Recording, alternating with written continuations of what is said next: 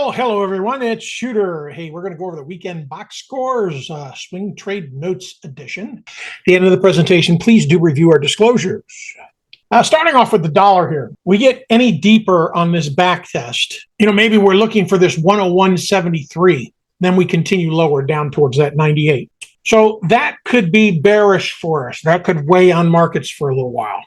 Taking a look at treasuries, we're still in this flat. I don't know what gets us out of that, but honestly, it doesn't look done to me. I do not like that sell candle here that came in on the daily. That's pretty aggressive. Now, quite often that large of a sell candle indicates that somebody changed their mind and they're out. And it was pretty decent size for that to happen. Or a collective. We had our confirmed low here and we did not get a divergent low. So there would be nothing that would prohibit just a slightly lower low off of our 91.85 here.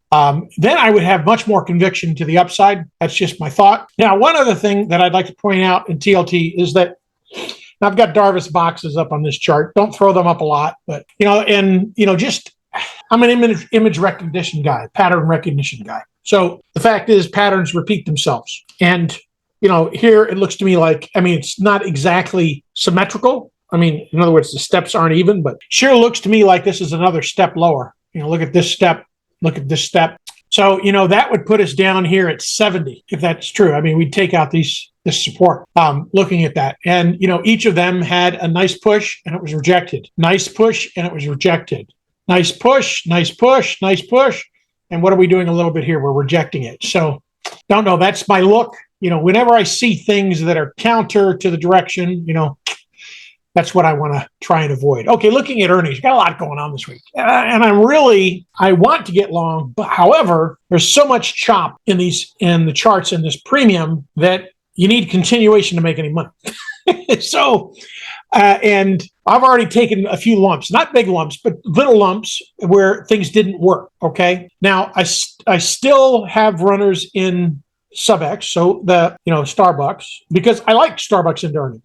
Almost, I can go down and basically go get coffee 3 different times in the week at 3 different Starbucks, different times, and I can really grasp consumer sentiment, and those lines are freaking longer than they've ever been in the drive-through. So that said, even though I got shook out with that wick that where it came off of that 102, I still have runners, and I'm looking to add back. So I'm comfortable with saying, okay, let's wait for McDonald's earnings and Chipotle's earnings. And if they beat, then I'm back in on the 105s.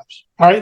That's sort of, I don't like following something when I get stopped out. Usually, my general rule is don't go back there. So now there's a couple names that I really like, to the upside here. I like 5. Okay. I like Spotify. I like Snap. I like Meta. Okay. I like McDonald's and I like Roku. Now I like straddles only. The reason I varied a little bit on my rules when it comes down to earnings. Earnings are unpredictable. Look at Tesla. It was not bad. Okay. The guidance killed it. All right. So in looking at that, right at the money, $1, $2, or $3 out, depending on how broad you want to spread it out, maybe do a shotgun approach on a straddle right into the close. So, look at the open, 5 minutes before the close, do a straddle at, $1, $2, $3 outside the strike, $1, $2, $3 outside the strike, so you're spread out a little bit. So you're paying less for the other side. But if it gets that 5% move, you're in a better position to capitalize on it. Just sort of a thought. All right. Now I like Visa and MasterCard long, so right at calls first of the week, or you can wait right until earnings and just put a little piece on. Nothing big. I'm not even talking a half position size to jump in there, maybe 5, 10, 15, 20, 25 contracts and you're good. And go out, maybe about a month, 3 weeks, just in the scenario. So you get just inside next month's numbers, because either it's going to work or it's not. Now, if you want to use a shotgun approach, whenever there's more volatility, I like the shotgun approach because then I have more room to be wrong. And, right now with this type of volatility, the spread in these ranges is just so extreme.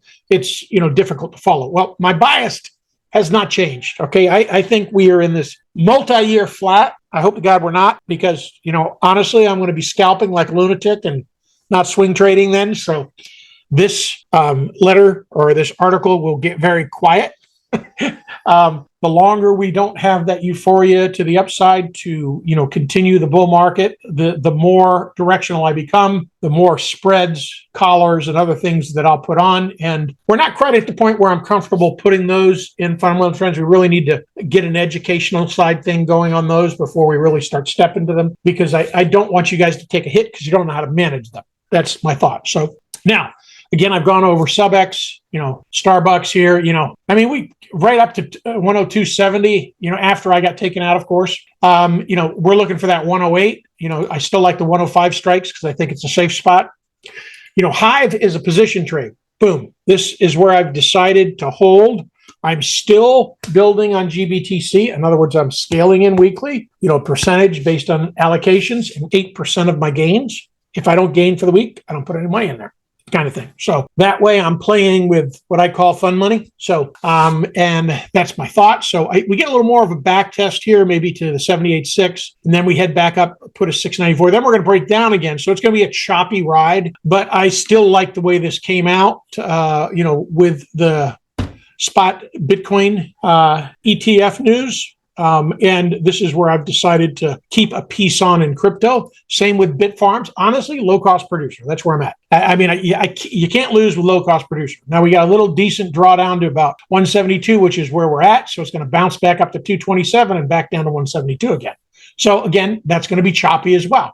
So that's sort of our thought on at that point. Now, there's a couple other names I wanted to throw in there, but FOMC is in 9 days, and we got the rest of this earnings. I don't have a third of earnings in to really get comfortable. And on top of that, now I'm getting a negative count in the SPY. Now I've got a full leg back to the 78.6, so I've marked it up looking at it that way. Obviously, we could still push up to about 468, 470, and then come off. But right now we have clear divergence here in the RSI. And we're wicking off what we wicked off here, then we gap down. So maybe we gap down Monday, or maybe gap down at some other point later next week based on earnings. So until I get those 1/3 of the earnings stocks reported, you really don't have any kind of, in this market, we're not in this, perpetual bull market anymore. We're in a bear market even though you can't argue that we've been in an uptrend, we're still in a bear market as far as I'm concerned, which is complicated because it's, when we come off, in Netflix and Tesla were a great example of how quick they're going to come on. It's not an escalator down. It is a freaking super slide. They just come off quick. You don't even have time, looking at the NASDAQ, now actually our low might be in, maybe fill that gap at 374. Count doesn't support that.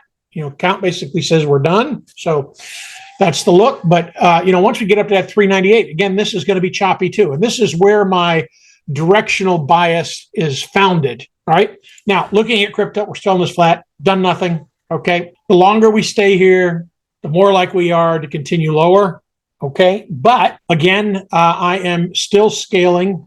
As far as GBTC, that's it. I'm going to continue to scale. I'm not stopping now. Even if we come back to the 100% Fib 50-day. Realize this is a very euphoric push. And notice how we built here and then we gave it back. See, and that's one thing that I don't like about crypto instruments is they tend to be skewed a little bit.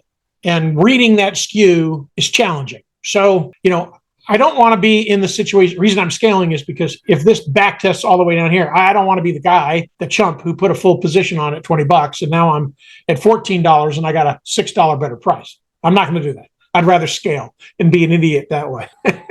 So when I see that look, that's how I feel. So now as far as Ether, we're stuck, rejected that 2000 again. Remember I had talked last week, I think it was, about the fact that it's just a psychological moment. Oh God, it hit 2000. I better sell it. Well, that's exactly what happened again. Hit 2000. We didn't come off on that week. We pushed above it, came back and sliced right through that sucker. So, that to me, that is where you had buyer exhaustion there. They were just like, I'm getting out, I'm selling. I'm getting out, I'm selling. I'm getting out, I'm selling. So the speed line is likely. As far as my luck, and that unfortunately we tend to have a lot of inexperienced traders trading crypto. So they kind of panic. So you get deeper flushes. Doesn't necessarily change the trajectory to the upside. It just, we get more flushes there. All right. So I think XRP is done for the moment. 78.6 is viable. I'm probably going to get stopped out. That's where my thought is at the moment. I hope that it builds some kind of, news can take us back out of this again. I think the clear thing is that the SEC decides not to file an appeal. They have much more to lose if they lose the appeal. So I think there's a very good likelihood that they won't, but that may be months away. They might not say anything about it. That's the one thing about the regulation from the White House coming into crypto. They're trying to stifle it because they're afraid it's going to affect the dollar. That's at least my thought. I don't know if that's correct or not. Now, whether that's the American way or not, I don't know that I agree with that either. I believe in total free enterprise, and I think they should stay the heck out of our business. Total. All right, what I've got for this week, folks. Great trading. Until next time.